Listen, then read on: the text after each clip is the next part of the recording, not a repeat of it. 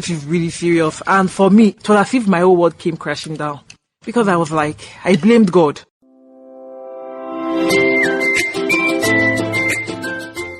Hello and welcome to special-mun-africa podcast. Real talk on special needs parenting.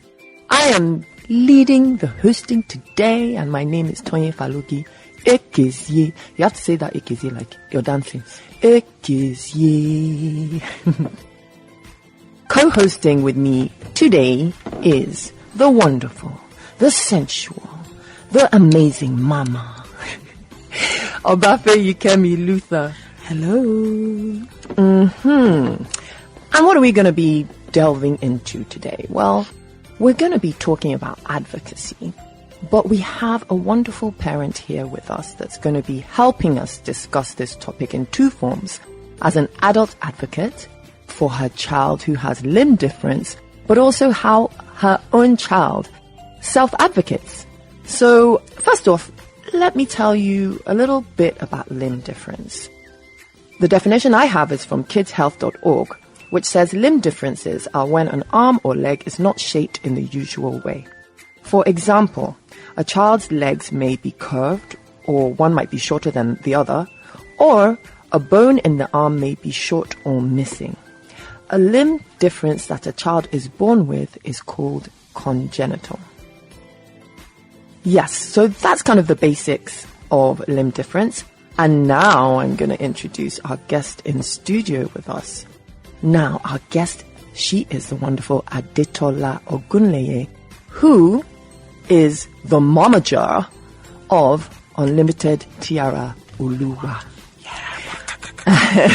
Adetola, she's a wife, mom of three, creative director of Acro Fashion, an entrepreneur and a disability advocate. Having a daughter with limb difference made her see how the society treats people with disabilities. The disability advocacy started with her wanting to advocate for her daughter. Her ultimate goal is to see a society where inclusion and representation is embraced. A society where disability, mental or physical, is not seen as a hindrance. A society where people are not defined by their disability. She also serves as a director at Tiaraoluwa Support Services, an ATM servicing company. That means you brought money for us today, right? Mm-hmm, mm-hmm. Welcome to the studio, Adetola. Thanks for being here. So, first of all, how old is your daughter now? My daughter Tiaraoluwa, she's 6 years old. Wow, 6 years old. And let's go back to the beginning. When she was she born with the limb difference? Yes, she was actually born with the limb difference. I have a congenital limb difference. So when you gave birth to her, it was in the hospital that you saw it. And how was that experience? Like, for me, I was actually lost. I was like, what is this? And I didn't really understand, the shock was just there, as in I couldn't see anything for the first 24 hours. I was just looking at her. It was not until after 24 hours when people came visiting my mom, my mother-in-law, and they were all giving this pity look.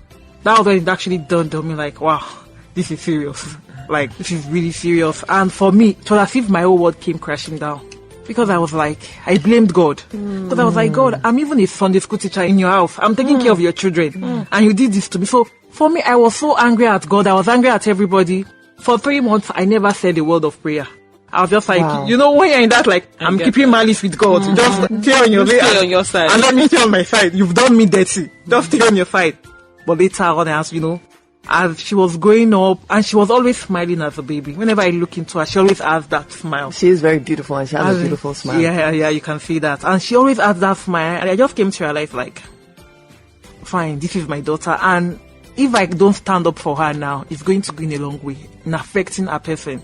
So I had to, for a whole year, I actually kept her in the house. I was always hiding. I wasn't bringing her out because I was scared of what the society would say. As in, the kind of look when they give you, even when you go to church, you see people pointing at her, and there's a look they give you as if, you must have sinned for God to actually give you this kind of a child and all that. So did they give you, when you got that diagnosis at birth, which is already traumatizing because you've just gone through that trauma of birth, and they give you that news at the same time, did they say there's any reason or cause for it? that was the dicey part. When I took her to the hospital, because I gave birth to her here in Lagos, I took her to UCH because one of my aunts was working there. I took her to one hospital in Lagos, said I should take her to UCH. That they just said, okay, nothing was wrong with her, that it was just that. We did all that test. So I took her to UCH. They actually checked her out to be sure there was nothing else wrong with her. They said she was fine. I was like, okay, what actually caused it? The doctor was like, for him, he cannot really see this in particular. Things like this just happen.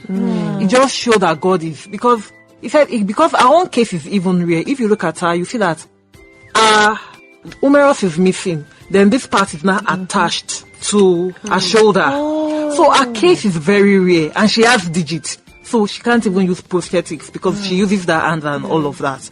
So they were like, it just happens that we can't, that Dr. K said it's just like cancerous cells at times. It's not about what you eat, because there are people that actually live healthy and they still get cancer. That things like this, medically, you cannot really pinpoint it to anything. Although he said there were some years back that there was a particular drug they actually produced that if pregnant women, thalidomide, that's the name. But that the drug is no longer in circulation, so it cannot really place what's the reason. So I could not even get a clear reason why this happened. Just had to assume, okay, that's how God wanted it. You know, sometimes we just don't know what the reason is. As human beings, we're always searching for a reason, and sometimes we have to realize that we can't control it. We can't always know. And that's part of the acceptance, right? That's part of the journey. Can I just jump in? Yeah. I was going to ask you, was your pregnancy, was it a normal pregnancy? Yes, it was a normal pregnancy, because Tiara is my second child, and normally once I get pregnant, I'm always this weak, throwing up, and then passing out saliva until the very last day. So for me, it was just the normal thing that happened with my first pregnancy. It wasn't as if there was nothing. There was nothing. So I want to take you back to something you said that I found extremely interesting. Is that you said you didn't bring her out for a year. Yeah. So that makes me think about the family. She's your second, she's right? My second child. So how was it for the rest of the family? You know, you have this child who isn't typical, and you are suffering mentally yourself with dealing with it. You know, you're having a hard time dealing with it. How was it for her father? How was it for her older sibling? How did it affect your home life? Really, for me, my life was on a hold at that particular point in time. For my husband, really, it was my number one support system. Because of that, he had to cut off all family. We are not going anywhere. He just goes to work, come back home, because he doesn't want me to feel as if, okay, you are going out and I'm just tucked in the house with the child. So he stopped going to anybody. Even his siblings, we didn't go to anybody's house. My mom, his mom, anybody that wants to see us would come to our house. We were not going anywhere. Even for that 1 year, we didn't go to church. Because I was like, no, I'm not ready. Because whenever I tried to wrap her up, she would always want to bring her hand out. She was proud. I mean, she would always want to bring her hand out, and I was like, no, I didn't want people staring at me and all that. So I would always keep her in the house. Exactly. I'm just doing Obafe Yekemi today. It's the chair. So you said her older sibling. Yes, so she has an older sibling. Yeah, she has an older sibling. Yeah, that one is like a year, 6 months older than her. So she was quite young too.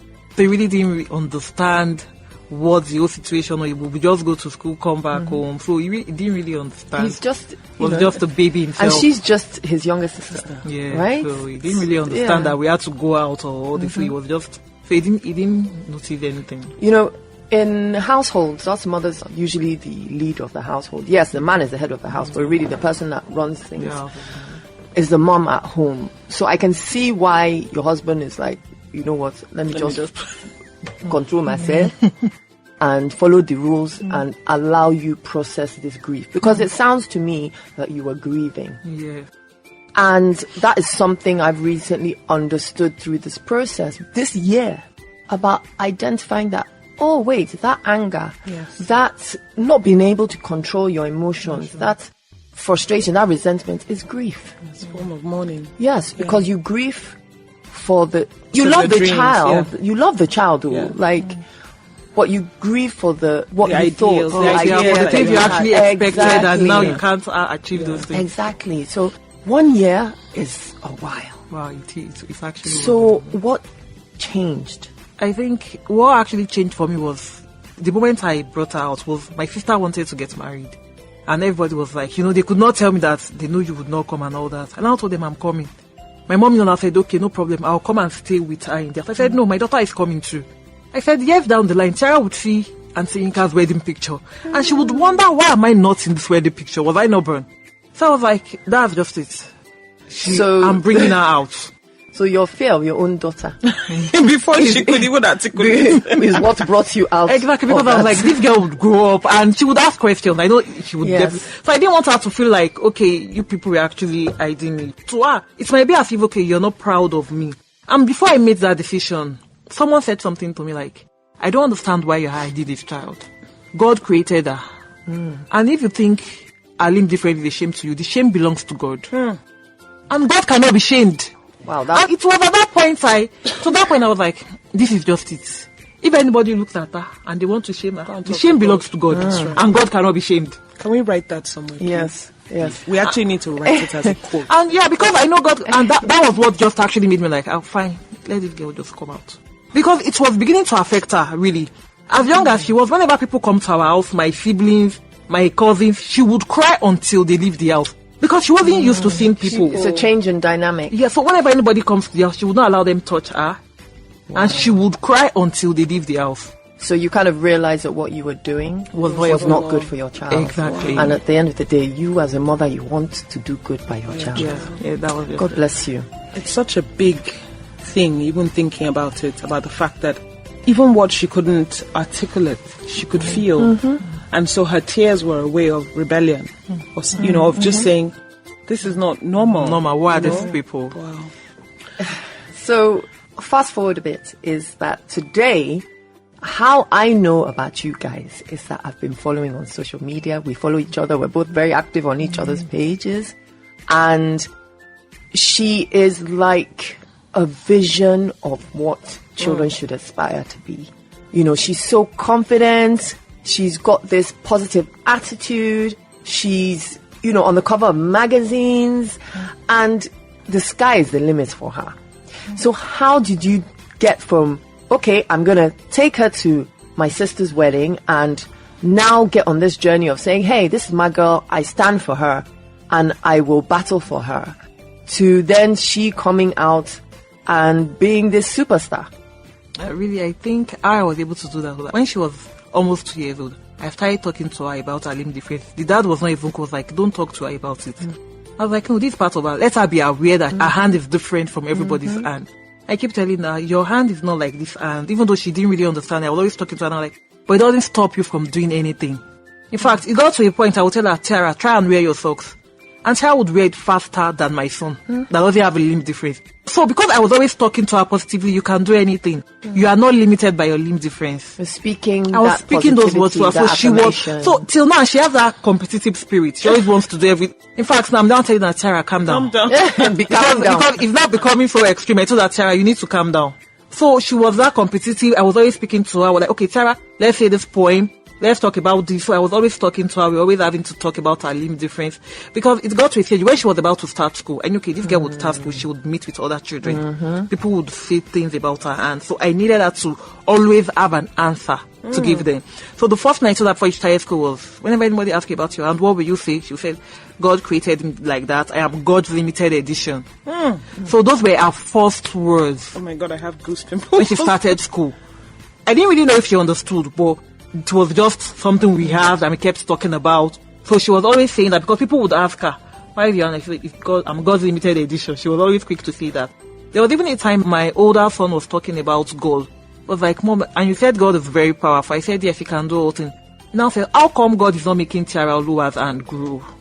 He said, because I've been praying that the hand should grow and it's not growing. Are you sure God can do everything? There are things kids say and you're like, Before I could even answer, Tiara answered her. And she was like, my hand is not like you and God created me special. You are typical. You are normal. Me, I'm special. So the moment she said that, I just kept quiet. There's no need for you to be talking again. Now. You already have the answer. You've got this. As in, I don't need to make it. You've got this. And really, recently, something happened because we took her to the doctor because of her hand, she tilts towards the side. So she's always balancing with the hand. So we took her to the doctor for her posture. So they got her a back brace to straighten her back. And they were now talking about limb lengthening and all that. They could actually do that. So no, there's no need for it. Do you know, I was actually considering that. But I said, okay, let me talk to Tiara. In fact, I recorded it on my phone. I can show it to you later. Tiara was like, I don't want to do it. He said, God created me perfect. I believe there's a reason he created me like this. He doesn't want me to have my 2 hands long. And I don't want them to cut my hand. I just want it to be like this. I am perfect the way God created me. Wow. I actually recorded that because when she said it, I showed it to my mother. My mother was like, because he was not even in support of the limb length need before. And when I showed it to him, that, can you imagine what she felt this night? And I was like, she doesn't want it. That's it. She's fine the way she is. And that's going to carry her through life. And it's going to make her more... Because the world loves confidence. Yeah. And as a confident child, it just means that nothing is going to be...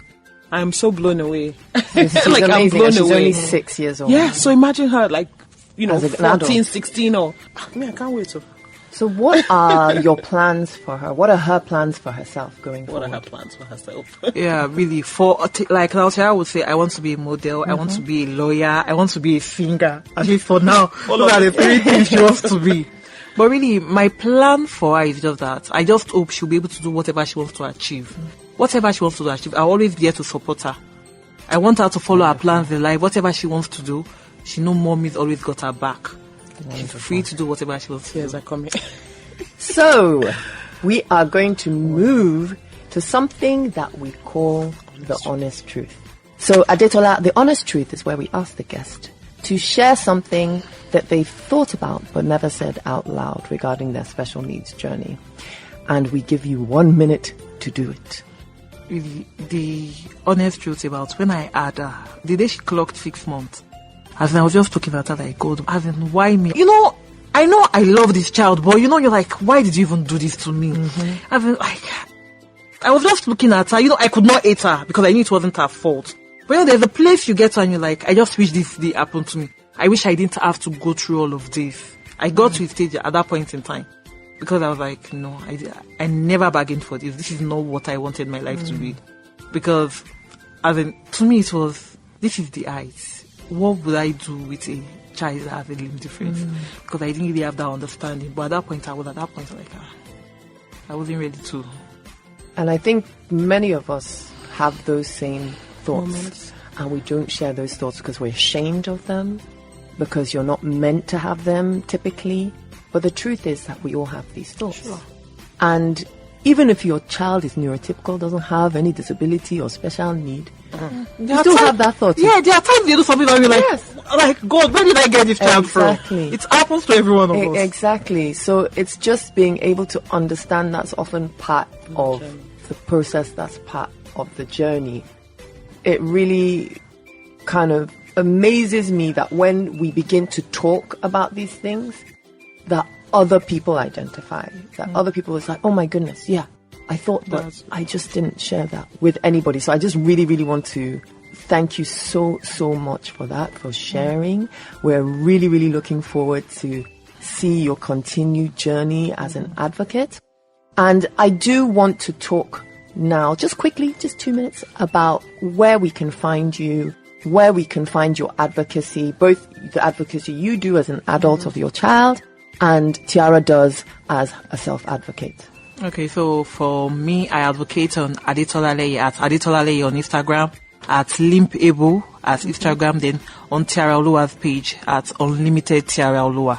Fantastic. Now, what is the kind of advocacy that you're doing? Is there anything coming up that we should be aware of? Yeah, really, what I am actually planning to do, because, okay, now my daughter wants to be a model. But you'd hardly see a Nigerian brand that wants to associate with kids that have disabilities. I'm actually thinking of starting that up myself.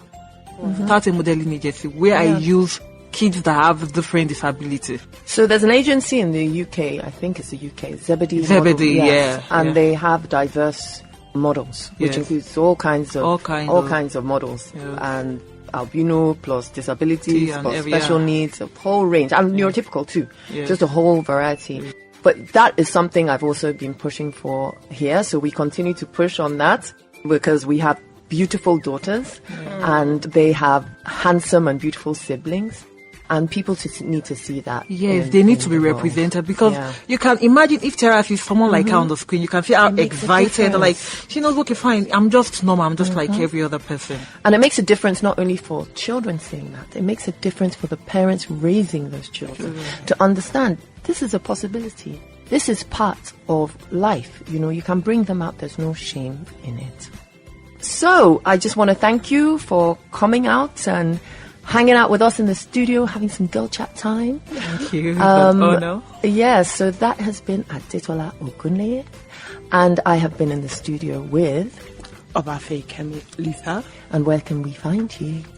You can find me on Obafemi_Luther on Instagram, Obafemi Luther on LinkedIn, and Wild Fresh Kitchen and Wild Fresh Cacao on Instagram as well. That's a lot. And Kamara Talks. There was even more. And I have been your host today. My name is Tonye Falogi Ekezie. You can find me on social media, Tonye_F, and at Simone's Oasis on all platforms. This has been Special Moms Africa podcast, real talk on special needs parenting. And you can find the show on Instagram at Special Moms Africa. We will join you or join us next time, where we'll have an amazing episode waiting for you. Till then. I don't know why I'm talking like that. But till then, bye. Bye. Bye.